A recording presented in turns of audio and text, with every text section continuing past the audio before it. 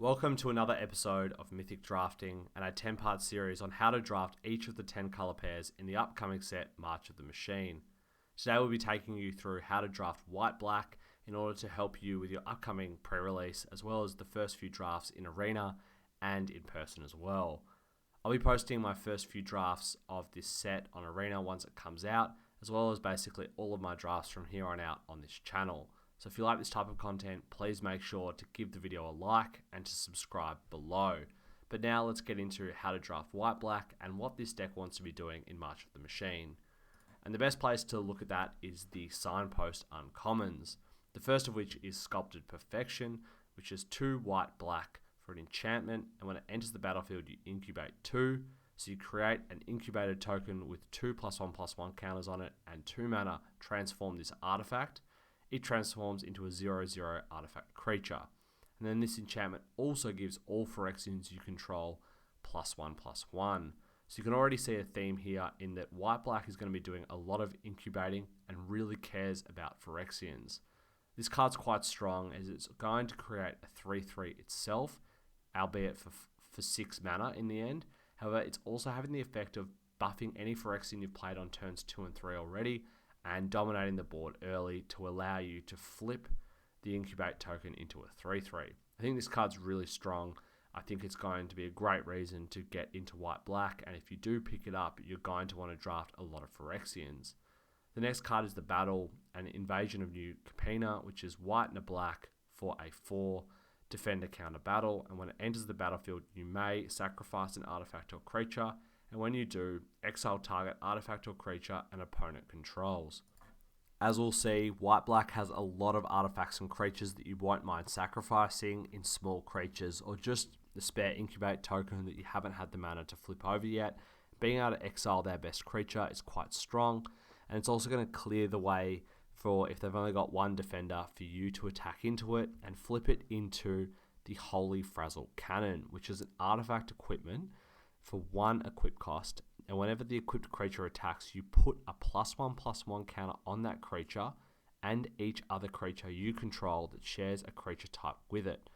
So this card I think is quite strong, and then it's going to buff the creature as it attacks. But if you've already got a tribal theme going, which white-black wants to with Phyrexians, it's effectively going to be buffing your entire team every time you attack.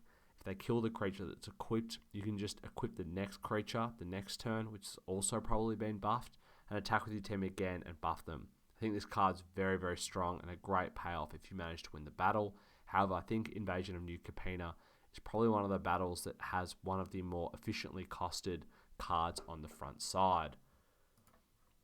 The next cards are some of the more powerful uncommons, and black-white has 2 of the flip uncommon creatures. The first of which is Nizumi Freewheeler, which is 3 and a black for a 3/3 Rat Samurai with Menace, and when it enters the battlefield, each player mills 3 cards. And then for 5 and a white mana or 2 life, you can transform it into the Hideous Flesh Wheeler, which is a Phyrexian Rat Menace 4/5.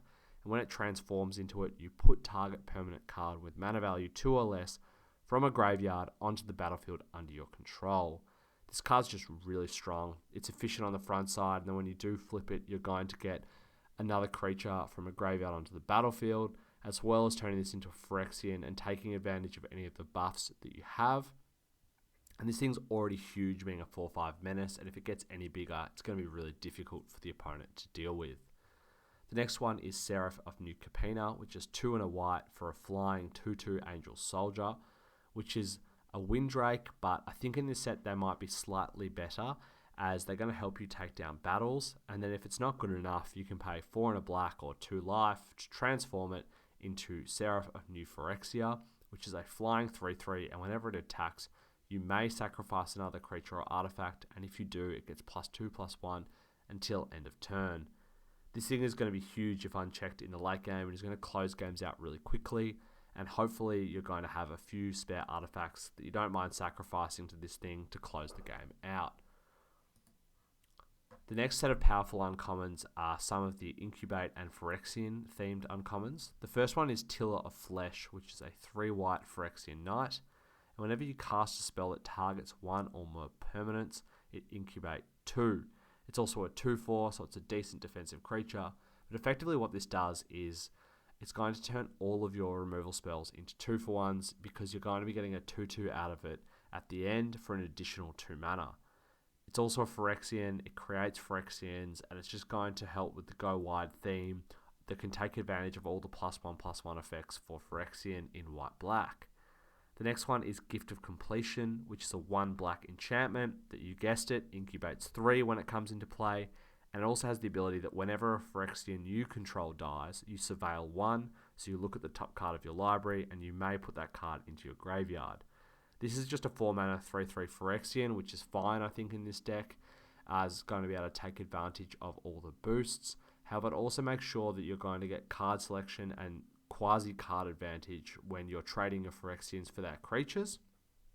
The next one is Phyrexian Awakening, which is 2 and a white for another enchantment, and when it enters the battlefield you incubate 4. So for 5 mana you're getting a 4/4, and then it also has the ability that it gives all Phyrexians you control Vigilance. So you're getting a 5 mana 4/4 Vigilance, but you're also buffing your entire team. So we're seeing a little bit of a theme here in white-black in that it really wants to have a lot of Phyrexian creatures, and then it wants to have cards that buff that whole team to take advantage of all of the additional effects.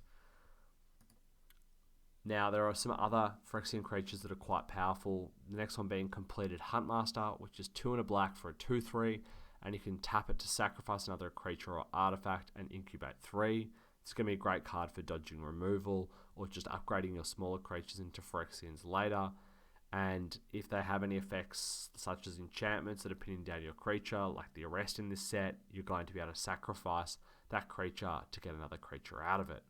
The next one is Phyrexian Censor, which is 2 and a white for a 3/3 Phyrexian Wizard. Each player can't cast more than 1 non-Phyrexian spell each turn, and non-Phyrexian creatures enter the battlefield tapped. It's important to note that both of these abilities apply to you as well, but if you have all Phyrexian creatures in your deck, it's probably not going to matter, and it's just going to make life miserable for your opponent. I think this is a really strong card and a good reason to go into white-black.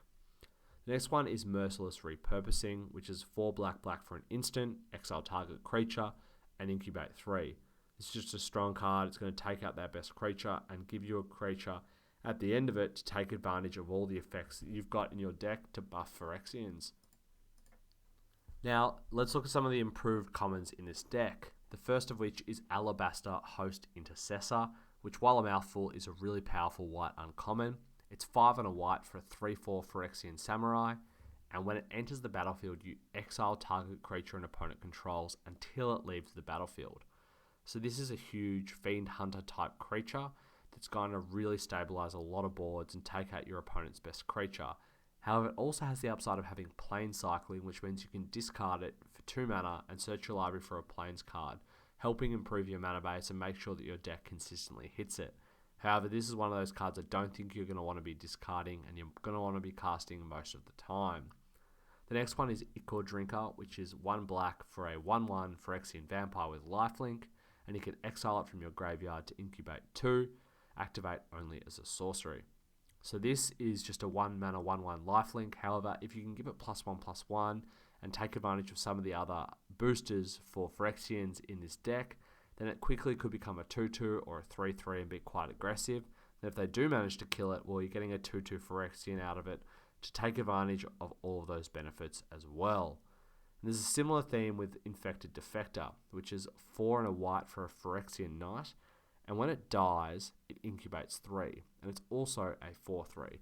So effectively this card is a slightly overcosted 4/3. However, if you can trade it up for a 5/4 or a 4/4 that your opponent has, then you're going to get a 3/3 out of it for another 2 mana, and you've effectively 2-for-1 them. I think this card is going to be quite good in this deck, and in the Knights deck as well, potentially. But here it's going to be able to take advantage of all the boosters, and potentially could be a 5/4 with Vigilance if you've got some of the cards in, and then you're going to get a 4/4 Vigilance out of it as well in that case. So I think this is probably a good 1 of and potentially a 2 of in the white-black decks. The next one is Sunder the Gateway, which is a 1 white sorcery and destroy target you choose one, destroy target non-token artifact or enchantment an opponent controls and incubate 2. or you can just incubate 2 and then transform an incubated token you control. So I really like the modality here in that there are some strong artifacts and potentially some strong enchantments in the set as well that you're going to want to deal with, and you're going to get a 2-for-1 out of that. However, if there isn't anything that your opponent is presenting, you can just use this to create a instant, or a sorcery, but you're instantly transforming the token into a 2/2 Phyrexian, which is probably fine in this deck. I think you probably only want to play one of this, but if we start seeing a lot of artifacts and enchantments dominating the set, I think you could potentially squeeze in the second. The next one is Nezumi Informant, which is 1 and a black for a Rat Rogue 1/1. And while it's not a Phyrexian, it's the ability that means that you're going to want this in your deck, because when it enters the battlefield, each opponent discards a card. I think this card's just really strong, probably going to be one of the better black uncommons, and you should be taking it and playing it even though it's not a Phyrexian. The next card that you are going to want to be playing is a Phyrexian is Attentive Skywarden, which is 2 and a white for a flying 2/2 Phyrexian core. And when it deals combat damage to a player or a battle, you can transform up to 1 target incubated token you control. This card's just really quite efficient. It's a Windrake. It's going to allow you to attack and chip away at your opponent and potentially flip battles. And if you do manage to get in, you're also going to save 2 mana and start flipping those incubated tokens and putting pressure on your opponent. Now, some of the rares in white and black are quite strong. I think I haven't mentioned them here, but there's also Elspeth. There's obviously the Praetors. I think white is going to have a lot of really strong rares that are going to draw you into this deck. However, it's quite interesting that the white-black rare isn't a Phyrexian. It's Drana and Linvala. It's a Vampire Angel, and it's a 3/4 with Flying Vigilance. And activated abilities of creatures your opponents control can't be activated, and it has all activated abilities of all creatures your opponents controls, and you may spend mana as though it were mana of any color to activate those abilities. It's just a fantastic creature, and I think every white-black deck is going to want to play it. I think a lot of white decks are also going to want to try and splash for it if they're not white-black. You definitely play this even though it's not a Phyrexian, and it's just going to be really oppressive for your opponents to deal with because you're effectively stealing all of that creature's abilities, and in this set, there's a lot of them. A rare that is a Phyrexian is Progenitor Exarch, which is XX white. When it enters the battlefield, incubate 3 X times. It's a 1/2, and then you can tap it to transform target incubator token you control. So if you pay this for 5 mana, you're going to get a 1/2, then you're going to get 2, 3 token incubator tokens. So you're going to eventually get 6 power and toughness out of it. And if you pay it for 7 mana, you're going to get 3 incubator tokens.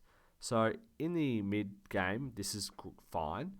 And in the late game, this is really strong. And in the early game as well, you can actually just cast this for 3 mana, incubate 3, and then on your next turn, you can tap it to flip the token into a 3/3 and attack them with it because it won't have summoning sickness. And then you can just keep using this throughout the game to flip your incubate tokens for free. I think this card's really strong in the incubator decks, and it's probably a pretty clear first pick in a lot of packs. One card that is going to be a clear first pick in most packs is Sunfall, which is 3 white for a sorcery, exile all creatures, incubate X, where X is the number of creatures exiled this way. This card's just insane. It's going to wrath the board. If you can set the board up so that you're killing mostly your opponent's creatures and not yours, then you're going to benefit from it. But either way, you're going to come out ahead because at the end of the day, you'll be able to flip the incubate token into a huge creature and start beating them down with it after you've cleared the board. It's just one of the best rares in the set, but it's also going to shine in the Phyrexian white-black deck because that token will be able to take advantage of all your enchantments that you might have laying around that boost the Phyrexians. Some of the other ones are Grafted Butcher, which is 1 black for a 2/2 Phyrexian Samurai. When it enters the battlefield, Phyrexians you control gain menace until end of turn, and then other Phyrexians you control get +1/+1.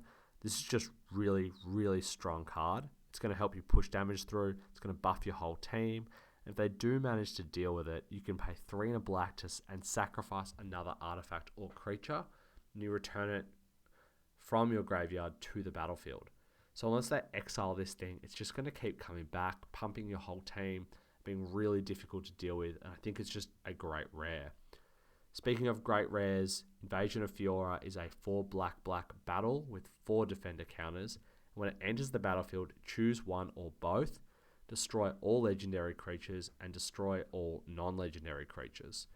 So you can use this to wrath the board. However, if you've set the board up in a particular way so that your opponent has more legendary creatures than non-legendary creatures, and you have a lot of non-legendary creatures, you can basically wrath their board and not yours. Now, I think in this set, most decks are going to have some legendary and some non-legendary creatures, so you're not going to get to live the dream all that often. But even if you don't, you can just wrath the board and then leave this on your opponent's side, and hopefully, because you've known you've had it in your hand, you'll be able to hold some creatures back to play that turn or the next turn and attack the battle to flip it into Marchesa Resolute Monarch, which is a 3/6 Menace Death Touch. Whenever it attacks, you remove all counters from up to 1 target permanent, so you can flip a battle. And then at the beginning of your upkeep, if you haven't been dealt combat damage since your last turn, you draw a card and you lose 1 life.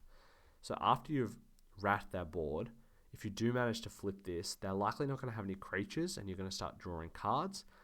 Or you can also attack with it and start flipping any leftover battles that might be there. This card, I think, is really strong, has a lot of upside, and you can. Its floor is quite high as well, and then it's just another wrath. So what does white-black want to be doing overall? It's pretty clear from this video, I think, that Phyrexians and Incubate matter. It kind of wants to play a grindy game, which focus on value cards to get the most out of each of your tokens. However, I think you still need to have a pretty decent early game to make sure you don't fall behind. It's also possible that some versions of this deck are quite aggressive and that want to get a lot of damage in and then play some of those lords that pump the team and give them menace to get the last points of damage through. The other thing to note is that it has some of the strongest rares. So if you are in this deck and they are opened in pack 3, I think you're going to see some of them, and that can really push the deck over the top and make it one of the stronger ones at the draft table. So I hope you look forward to drafting white-black in the new set. I certainly will be when it comes out, and hopefully recording some videos of me drafting this archetype to post on the channel. So if you like the video, make sure to give it a like and hit the subscribe button, and leave a comment below about what cards you're looking forward to drafting in white-black in March of the Machine.